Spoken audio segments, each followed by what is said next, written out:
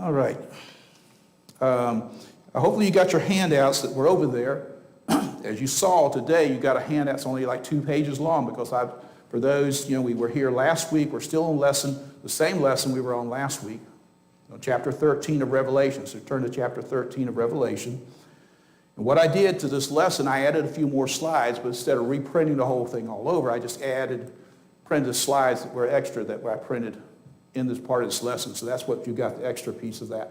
So hopefully you have last week's lesson with you, because we did not finish, and we'll pick up on that today. Oh, one little side thing, you saw there it had additional things. It's just 3 little, I guess you call illustrations, comical illustrations. But I found this site, and I thought it was interesting. That's what I'm sharing with you if you want. They have a lot of illustrations, a lot of sermon stuff there. Some of the material that we use in some of the other lessons we've done is from Paul Chappell's church in California. Striving Together is their website.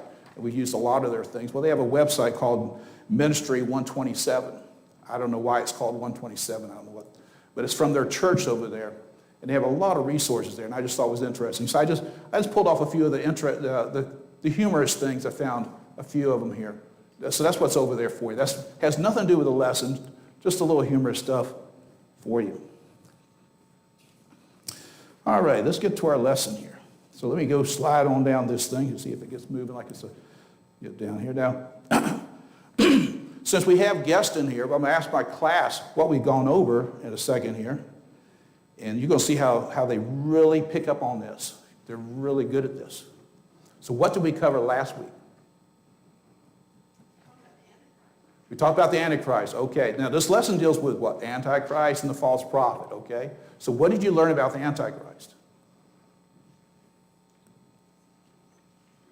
Everybody's looking at their notes. It's open book, so everybody knows it's open book. He hates God. He rebels against God. He stands for everything that's totally against God. Right. He's going to have power and the dragon, or his power is from the dragon. From the dragon. And remember we saw about that, about the great red dragon is who? Satan. Right. Talking about him. Okay. So let's go through a little bit. We'll kind of quickly go through this. This illustration here you saw, you have that with you, talking about the great red dragon, the beast out of the sea, and the beast out of the earth. The one out of the sea is the Antichrist. The one out of the earth is the false prophet, of course. We talked about, John, I'll go through here. I'm not going to go through all these bullets. We went through this last week. The difference between Daniel's beast and John's beast, there's a little bit of difference here that we talked about that as well last week. Talking about the Daniel chapter 2. Now this is interesting. Daniel chapter 2 talks about the kingdoms there from what viewpoint? From man's eyes. Remember? Nebuchadnezzar was given that prophecy, and from man's viewpoint was given that. But from chapter 7 of Daniel is given the prophecy to Daniel is through the Lord's eyes about this beast. Is how it's, about the end, about these kingdoms together. And it's talked about the 4 beasts that were there. So let's go through this quickly. We talked about all that. The little horn is very important because that's the Antichrist that Daniel talks about in chapter 7. Okay? You may have any question about that. We talked about that last week. Okay? And we're going to talk about him again, of course, the handout that I handed to you as well. The 7 heads and the 10 horns. Now turn to chapter 13, hopefully in Revelation 13. We'll get there in a second. I'm going to get there. I'm just trying to go through these slides a little bit to where we were at last week. The 7 heads. Remember this right here? These are the 7 mountains on which the woman sits. This doubtless is the city of Rome, the city that sits upon 7 hills, which was the seat of the ancient Roman Empire.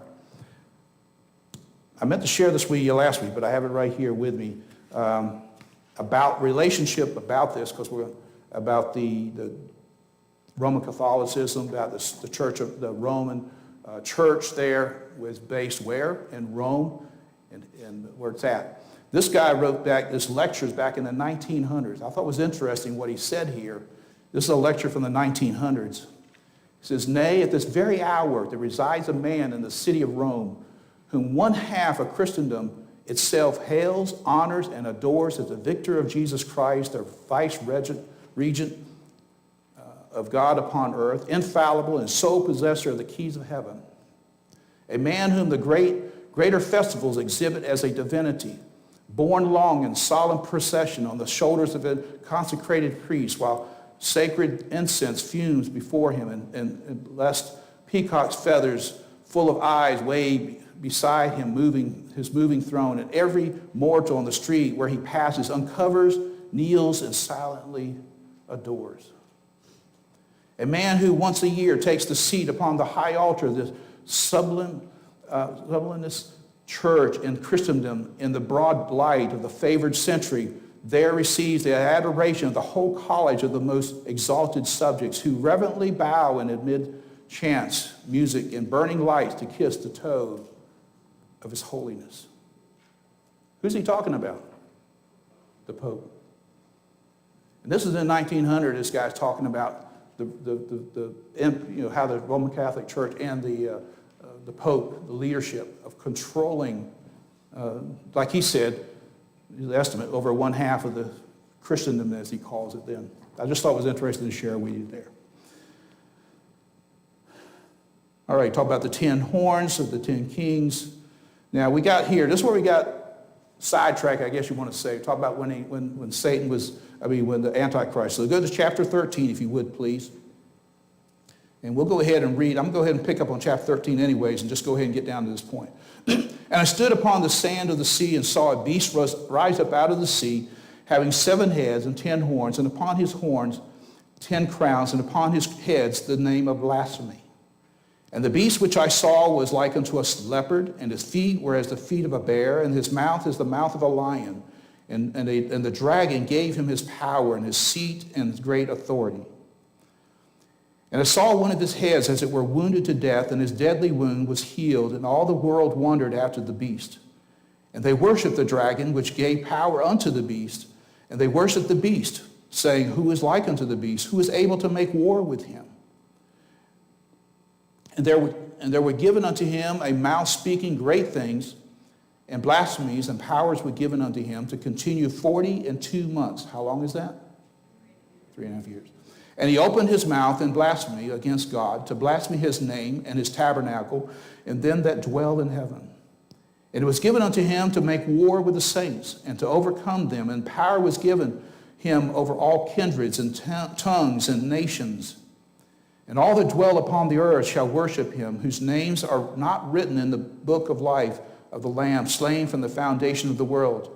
If any man have an ear, let him hear. He that leadeth into captivity shall go into captivity, and he that killeth with the sword shall be killed with the sword. Here is the patience and the faith of the saints. The next part is going to talk about the false prophet. We're going to stop right there.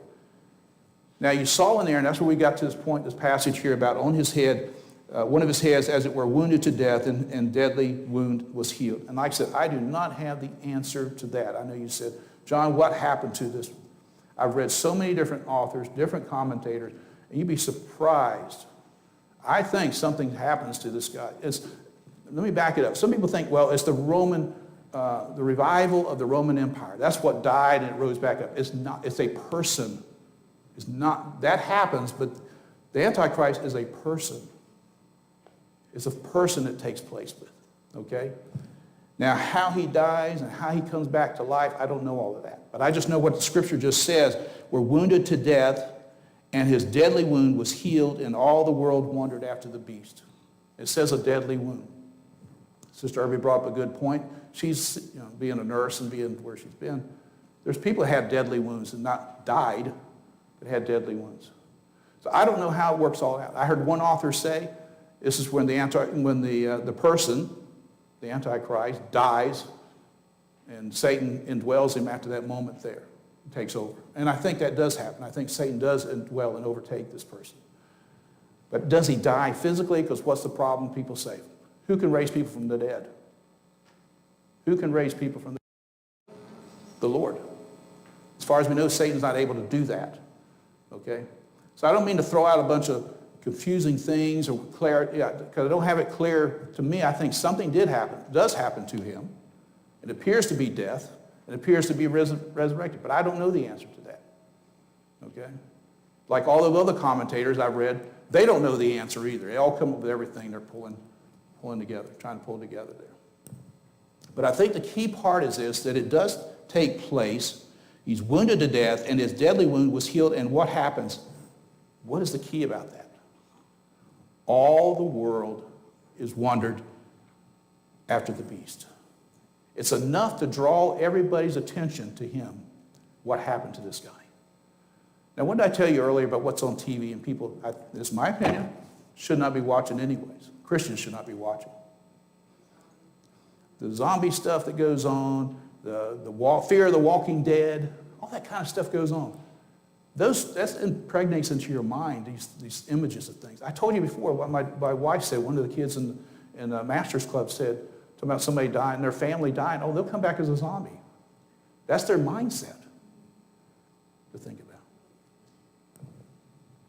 So I don't want to belabor this part, but that's where we were at last week, and I have no straighter answer than I had last week. So I apologize for that. I have no clear, straight answer for that. Now you have fixed in your mind that it's this, that's fine, however you might think. But something happens to this guy. And it looks like death. And it looks like he's back to life again. But at that point, it says here, as you saw in verse 4, and they worshiped the dragon, which what? Gave power unto the beast. And they worshiped the beast, saying, who is like unto the beast, who is able to make war with him? At that point.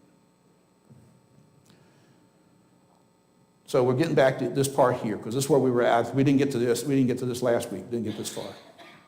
So here, where he says in verse, we read this down here, verse 7, and it was given unto him to make war with the saints and overcome them, and power was given unto him over all kindreds and tongues and nations. This bullets here that you see here, these are the Jewish saints and their converts compared to Daniel chapter 7 and all that. The war might begin with Antichrist. And he kind of lays out here, David Cloud does, some of the things that take place. Because when is this taking place? I don't have the timeline in front of me, but you all have the copy of the timeline. So when is all this taking place? When he is wounded and he's raised back up again and he's given this power, what's taking place? And this is a summation of that, what takes place. Okay? I wish I had my timeline to show you, but I don't have it. Who's been preaching for the first 3.5 years? Who's been preaching for the first? Who? No, preaching. The two witnesses, right? They've been preaching for 2.5 years. 3.5 years, I'm sorry. 2 and 3. The two witnesses for 3.5 years been preaching. Then they're going to die at the midpoint, right? And like he points out here, he says, from his view, from David Cloud's, he will make war with the Antichrist, will make war with the two witnesses. And of course, what happens to them? Well, they die, and they're laying there for how many days? 3.5 days, and then they do what? They rise up and they go, right.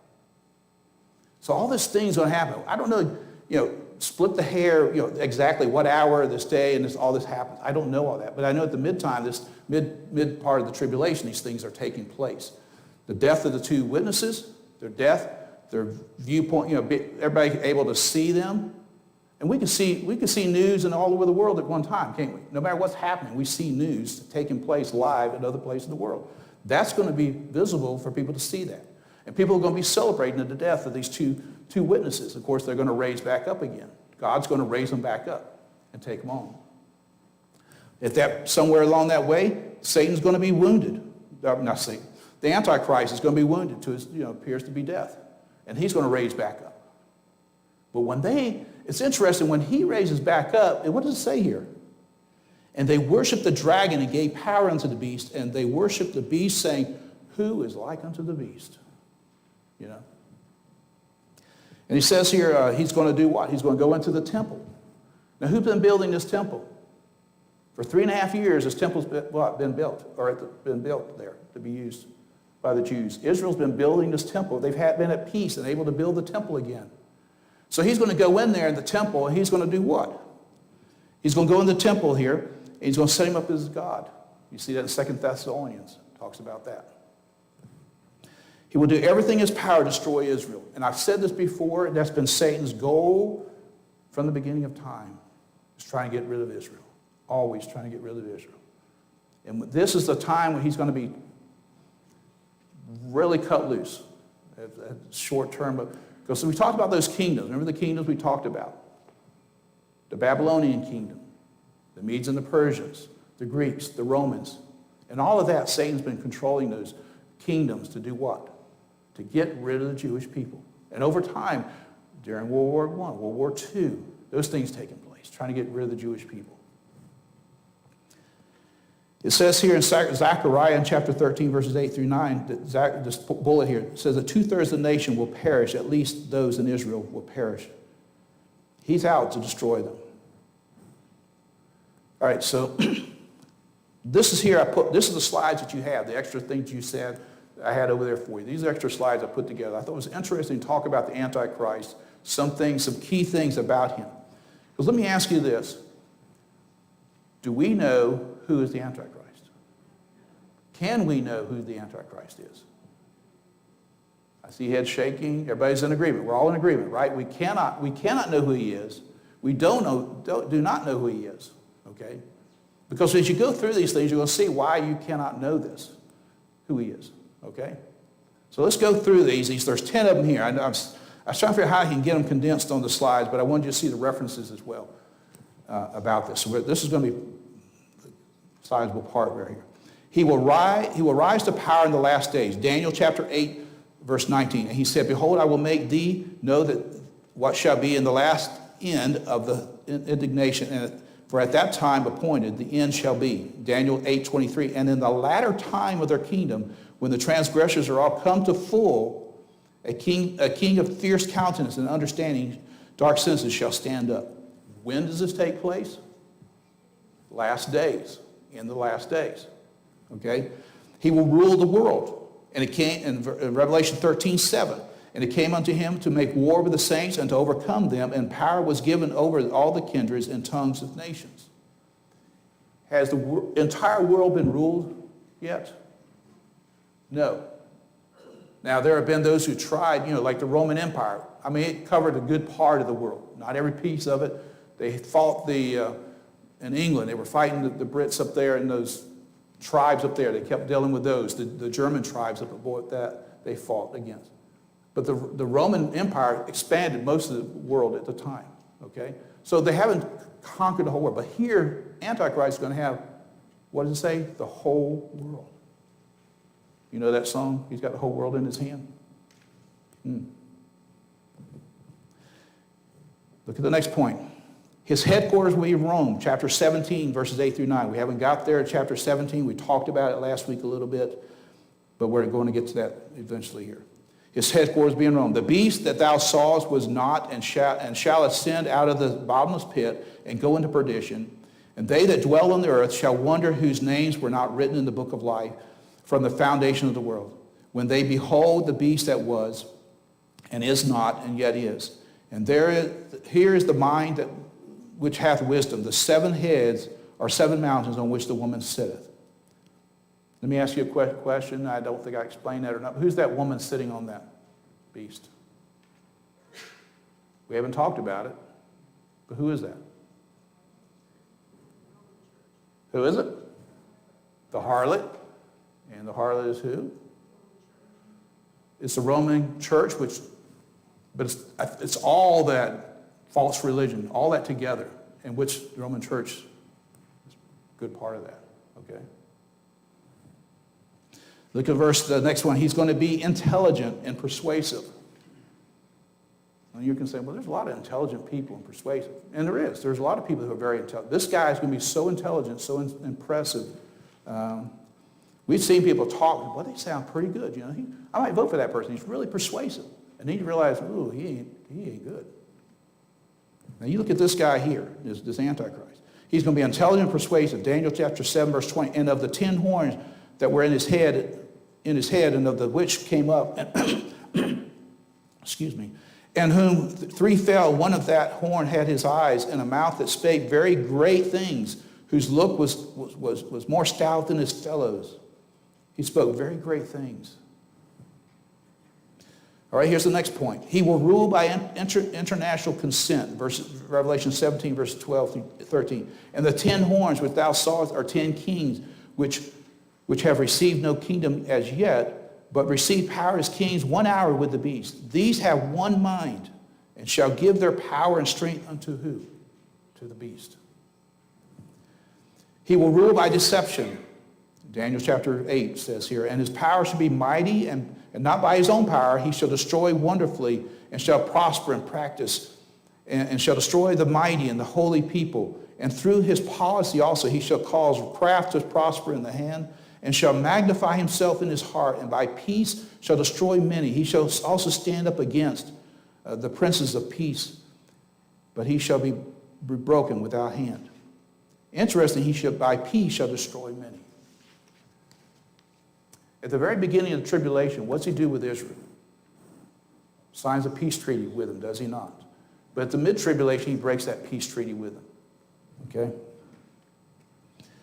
He will control the economy. Now, this is where we're going to get here in chapter 13 here in a moment with the false prophet here in a second. But he causes all, both small and great, rich and poor, free and bond, to receive a mark in their right hand or in their foreheads, and that no man might buy or sell, save he that had the mark, or the name of the beast, or the name of his number of his name. He will make a treaty with Israel, which we talked about that. He made a treaty with Israel at the very beginning. And he shall confirm the covenant with many for 1 week. And in the midst of the week, the 1 week is what? What's the 1 week? The 7 years of the tribulation period. In the middle of that week, in the midst of the week, after 3.5 years, he shall just cause the sacrifice and oblation to cease. For the overspreading of the abomination, he shall make it desolate, even unto the consummation, and that determined shall be poured upon the desolate. Point number 9, he shall break the treaty, which we just said, and invade Israel. And after 62 weeks shall Messiah be cut off, but not for himself, and the people of the prince that shall come shall destroy the city and the sanctuary, and the end thereof shall be with flood, and unto the end of the war desolations were determined. He will what? Claim to be God. Now, there have been people over the years claim to be God. But when he does this claims to be God, he's going to go into that temple, wherever he's going to do it. He's going to claim to be God, and the world's going to look what? Look at him to worship him. Whoso opposes and exalteth himself above all that is called God, or that is worship, so that as God he setteth himself in the temple of God, showing himself that he is God.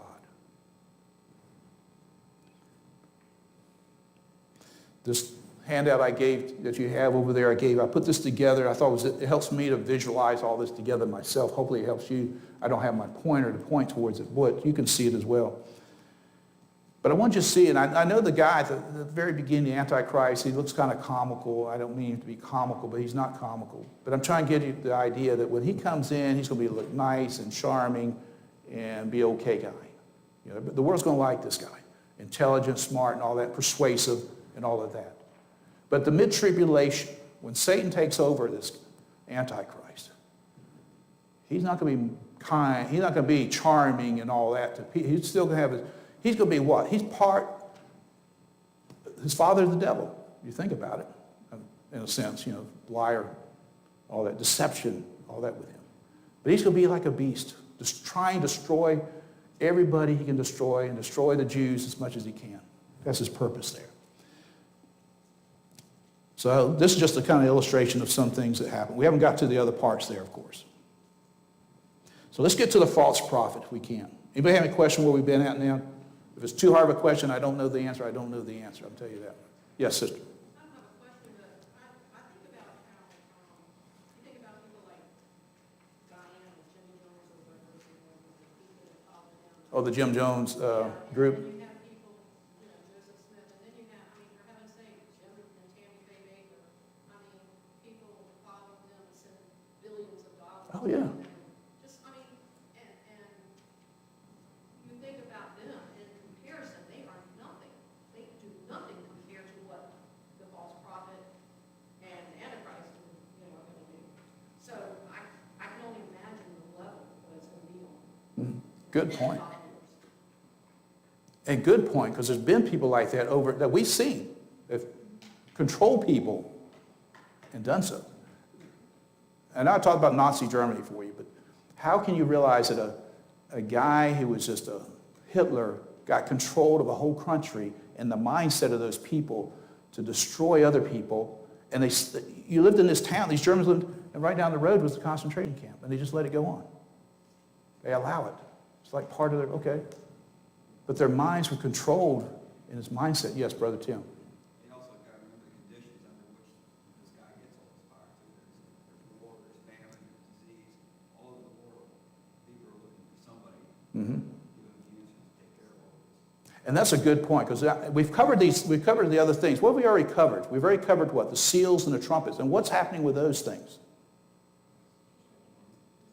It's mayhem. Yeah, it's just about mayhem just about going on. Well, it's like with the whole COVID thing, and I'm not trying to get into controversy about that, but it's like you take the vaccine or you can lose your job. Mm-hmm. People, so it's going to be way, way, way worse during this time. Oh, yeah. It's part of the beast, you can't feed your children, you can't buy gas, you can't travel, you can't Right. Get your money out of the bank. It's going to be way worse. Mm-hmm. And we're going to talk about that. That's a good point. Yes, very good point. But do keep in mind, just like Brother Tim points out, this time, even the mid-tribulation, what's been taking place is these, remember what I tell you, how you remember these guys, the event, the seals, the trumpets, the vials, remember? Alphabetical order, seals, trumpet, vials, okay? So the seals take place, the trumpets take place, all those things are taking place. We're getting ready to open the vials here in a second. Not today, of course, in the later chapter 15. But the seals and the trumpet taking place, and they haven't been like kumbaya, let's sit by the campsite. No, it's not. It's all these things been taking place. People have been killed, and wars been going on, and plagues, and fires, and everything's been going on, disease. Water's been turned to blood. All these things have been going on. You think about this, the people that are even surviving what they're facing. Okay? And so by this point, and at this time, he's, stand up and people just, we need a leader. Like, this is the guy. This is the one who can do it. This is the one who can save the world. Mindset.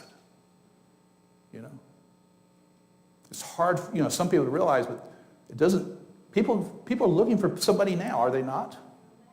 You talk around people, yeah, we need a leader. We need somebody to step in and take control. I don't have the article with me, but I read an article where the guy who was the Russian president, Makalov, I can't remember his name, but he even talked about that. We need somebody to take over, to be a leader. So let's get here to the false prophet, and we'll kind of see if we can wrap this session up a little bit here. So verse 11, and I beheld another beast coming up out of the earth, and he had two horns like a lamb, and he spake as a dragon. And he exercises the power of the first beast before him, and causes the earth and them which dwell therein to worship the first beast, whose deadly wound was healed. Okay, you can see this presentation here, but the main work of this false prophet is to draw men's attention to worship the Antichrist. That's his purpose. Interesting, you got the Antichrist and you got the false prophet, but he has the same powers it says here as the Antichrist, but he is not the Antichrist. He is working, pushing for the Antichrist to be worshipped. That's his role to do this. And remember, I don't know if I told you, I think I told you last week, I'm not sure if I did or not. This might have been this here when I was thinking about this.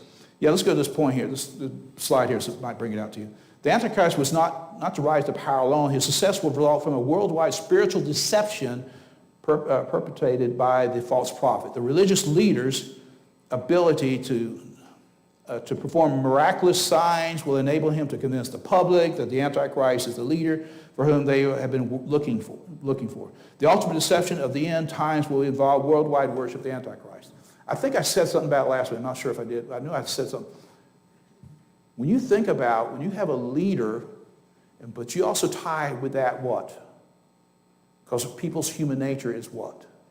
To worship. Religion. You combine those two together. People have that tendency to worship. No matter what country you're in, no matter what part of the world you're in, there's some kind of what? Religion going on. No matter what country. I don't know if it was Ecclesiastes, I got rid of Ecclesiastes chapter 3, verse 11 talks about eternity in their hearts. That people have that desire to worship, no matter where they're at. They may not know what to worship. They know there's something or someone bigger than them. Okay? But when you take that part of this deception that goes on with the Antichrist, you got a false prophet who kind of pulls all that together, people's desire to worship, and points them to one direction, to the Antichrist, false religion. How many false religions are around us right now? Multitudes. Multitudes. And they seem like they're growing all the time. Some variation of another false religion taking place. Without the truth, the scriptures, there's all these multiple religions of false religions out there. So that ties together. So let's go down and read. I'll get here in a second. Let's go down to where we were at. Verse 13. And he doeth great wonders, so that he maketh fire cometh down from heaven on the earth in the sight of men. And you keep in mind, too, that I'll go back to the point about when the two witnesses are killed and they're laying there on the street and people are watching it, and the world is doing what? The world is celebrating the death. How does the world know that? They can see it. Just like we got cell phones. We can see anything in the world right now. You think about this when this takes place, and this false prophet's doing things. Hey, man, let's look at this. Look at this. Look what he's doing. Look what he's doing here. They can see it instantly. It's interesting, and I kind of look around the world, and everybody seems like they have a cell phone. Some of these poor places seem like they have cell phones. You know, how did they get the cell phone? Everybody's seeing everything, all this. That's just a side note, but I just think how the whole world's going to see everything. And he says here, and he deceiveth them that dwell on the earth by the means of those miracles which he had power to do in the sight of the beast, saying to them that dwell on the earth, and that they should make an image to the beast, which had the wound by a sword and did live. And he had power to give life unto the image of the beast. Okay, let's stop right there. This is some of the summaries here, but let's go back. Okay, I can remember what I had on my next slide, but now I see. And he had power to give life unto the image of the beast, that the image of the beast should both speak and cause that as many as would not worship the image of the beast to do what? Should be killed. If you don't worship this image of the beast, you're going to be killed. And he calls it all, both small and great and rich and poor, free and bond, to receive a mark in their right hand and on their foreheads, or in their foreheads, in their right hand or in their foreheads, and that no man might buy or sell, save he that had the mark or the name of the beast or the number of his name. Where is wisdom? Let him that hath understanding count the number of the beast. For it is the number of a man, and his number is 666. Of course, that's 666, of course. So let's look at the summary here, and I want to get to the last part of the handout I did at the conclusion here for you. He has power to do these things. He has exercised all the power of the first beast before him. I'm just pulling out the scripture, what it says here, and I'm just summarizing it here for you. He has power, whatever the Antichrist has, the first beast does, he has the same power to do that. It's interesting, he's not like, I'm going to take over. You know what I'm saying? This butting heads of these two beasts. He says, this beast, the Antichrist, we're all going to worship him. He's going to drive everybody to worship the Antichrist. Okay? He will cause the world to worship the first beast, of course. He doeth great wonders. He deceiveth the world with miracles. Directs people to create an image of the beast. Is able to give life unto the image of the beast. Has power to kill those who do not worship the image of the beast, and controls the economy, of course.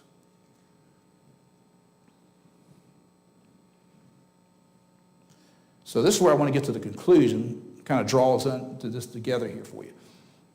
This is from and I told you I have this book, I still got it, from the 1970s, The Late Great Planet Earth by Hal Lindsey. I don't know if y'all seen that. It's a little faded out book now. But I thought it was interesting what he wrote back in the 70s about this. Do you believe it would be possible for people to be controlled economically? Now, some of us are old enough can realize what 1970 was like, but some of us don't know. Some of y'all, anybody that, we got a few young ones here, don't even know what 70s were like. I can see that in here as well. In our computerized society, where we are all numbered from birth to death, it seems completely plausible that someday in the near future, the numbers racket will consolidate and we will have just one number for all of our businesses, our money, and our credit transactions. And over here to the side is an illustration of what computers used to look like, filled up a room, okay? You all have seen that before, probably. Now you got a cell phone. It's really a computer you're walking around with, something so small. Technology has advanced so much over the years. Now, I realize, could the Antichrist come many years ago? Yes, he could have. Because Paul and the Christians were looking for the Antichrist to come at any time. All those years, from the time of our Lord Jesus Christ was crucified, buried, and rose again, it's been almost, over 2,000 years. How much closer are we to the end of things and seeing what we see around us going on and how advanced technology has taken us to this? Now, let's go on this a little bit here. I handed out, you got it over there, the handout about this, and Tim shared this with me, and I thought it was really interesting, but I want little parts of this thing here about this chat GPT and AI and the image of the beast, okay? Hopefully you had a chance to read it a little bit ahead of time. So I thought it was something interesting here to think about. I'm just going to take a few parts out of this to point out. I'm not going to read the whole thing to you, but just a few parts to share with you to think about here. This guy who wrote this article said on November the 30th, 22, the best artificial intelligence called chatbot is in history was released by the OpenAI. AI means artificial intelligence, an artificial intelligence research and deployment company. The chatbot called ChatGPT, GPT stands for Generative Pre-trained Transformer, okay, garnered more than 1 million users within its first 5 days and has since surged in popularity in its ability to answer complex questions and produce detailed human-like content. Let's stop right there. You've probably seen on the news recently, and I know I have too, about this thing called Chatbox, and these students able to write to use this thing to write their thesis papers, their doctoral papers, whatever they're doing for colleges, and you just talk to, and it puts all the words together and creates this paper for them. And the universities are like, that's cheating. The computer's pulling all that together and putting it together, putting it into words and creating your paper for you. That's cheating. And there was one person they had on there, the professor said, yeah, she gave me this paper and said, this is a little bit different writing than hers. And he asked her, he says, oh yeah, I used Chatbox. Of course, she failed. The paper failed, of course, because it wasn't from her. It was from using computer technology to do that. So that's been in the news. I don't know if you've seen that on the news, this challenge about this new technology that pulls, and it supposedly pulls all the words together and instantly create a paper or anything it needs for you, a document for you. This guy here, he said what he did, he decided he would try the chat box and ask it about Revelation 13. And he said, I decided to test out its writing ability for himself. And he asked the bot, the reason it says chat box, you can talk to it, and it's supposed to be a robot, okay? Asked the bot to write an article on how artificial intelligence could potentially fulfill the image of the beast prophecy in Revelation 13. And he gives the article. And here's the response. I'm not going to read the whole response and what this computer-generated response was. But I pulled this paragraph out of here I thought was interesting. Finally, this is what the computer response was. Finally, chatbots could potentially fulfill the prophecy of the image of the beast through their ability to access and analyze vast amounts of personal data. Many chatbots are connected to the internet and have access to a wide range of data sources, including social media profiles, online search histories, and more. The data can be used to create detailed profiles of individuals and to predict and influence their actions and behaviors. Now, that's the only part of this I pulled out of this whole thing. It was a rather lengthy response. But I thought it was interesting in our day and age how much a number is tied to you. And I don't know if you have a smartphone, but I don't know if you ever noticed too, if you talk about something, an advertisement, say you're talking about putting curtains up, new curtains in your house. What do you start seeing on your phone? Start seeing advertisements, don't you? You don't tell me that's not listening to you. You don't have to have Alexa or all these other things in your house. Your cell phone can do it. It's listening to you. But here, talking about this, what I'm trying to get to, this computer response was pulling this together, that what it can do and analyze data on us. Everybody's collecting data on us all the time.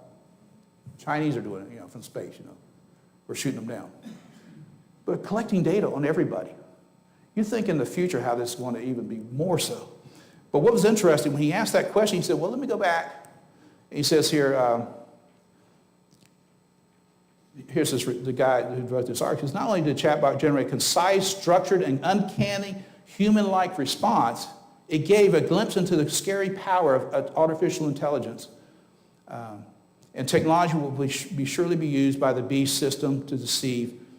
And he just goes on from there. Though, because the very next day when he went to ask again the same question, the response was, it is not accurate or appropriate to suggest that Chat GPT or generative pre-training transformer could potentially fulfill the prophecy of the image of the beast, so that GPT is a tool created by humans and does not have the ability to fulfill prophecy or have any sort of religious significance. He asked the same question and how it gave a different answer. Isn't that interesting? Left on its own, it pulled all that together, but the owners said, oh, we got to change this up. That's the way I got it from Tim. Wasn't it interesting? And the article's over there. It's over there for you. One last point out of this, and we'll move on. The guy concludes down here at the very bottom. Of course, he talked about how, highly speculative, and it's possible that the image will be animated by demonic possession or some other means. And nevertheless, it shows that the type of technology needed to create something similar to what John describes in the book of Revelation is already present to be able to control this. And by the way, he says, there already exists a religion that worships artificial intelligence. In 2017, former Google executive Anthony, I can't begin to say his last name, founded Way of the Future, a religion that focuses on the realization, acceptance, and worship of a Godhead based on artificial intelligence developed through a computer's hardware and software. So let's go finish off where we're at. So here's the coin chat box, what it meant. I should have showed this verse for you. Is a computer program that simulates human conversation either by voice or text communication. How many times do you call help, or I say help desk at work, we call help desk. That's people, we do talk to people that work. But you call for help for something, how many times are you talking to a real person? No. So there's going to be another type of numbers racket, as I put it here, 666, that you saw here. And this numbers that's going to be applied to people is going to be visible. And I put this last thing, you should see the last slide you have there. It says the numbers, high technology itself is not the mark. That is not the mark of the beast. Because everybody's wondering about the mark of the beast. They give us our shots, maybe that's inside that shot with us, that little microchip. No. Because where's it going to be at? What did the scriptures say? What did he say right there? He says, receive a mark where? In the right hand or in the foreheads. It's going to be visible. It's a visible mark to take place. He said, and I thought it was interesting, this other author here. Though modern technology would be enabled the Antichrist and false prophets to bring about a cashless society, we're almost there sometimes now. People don't want cash. They want you to use your card. He says, a number of prophecy expositors have claimed that the mark will be a high-tech chip inserted under the skin, a barcode on the hand or the forehead, some kind of universal product code, or some other such technology. He says this is not the case. The mark itself will identify allegiance to the Antichrist, but that is separate and distinct from the technology that enables him to enforce his economic system.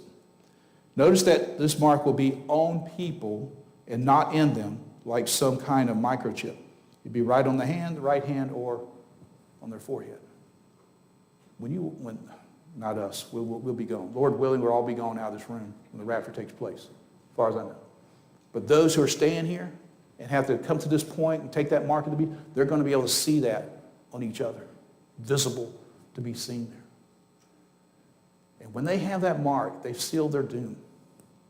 Have they not? Now, we see in our day and age this movement from, even during COVID. I don't know if during COVID, if you try to use cash, they didn't want cash.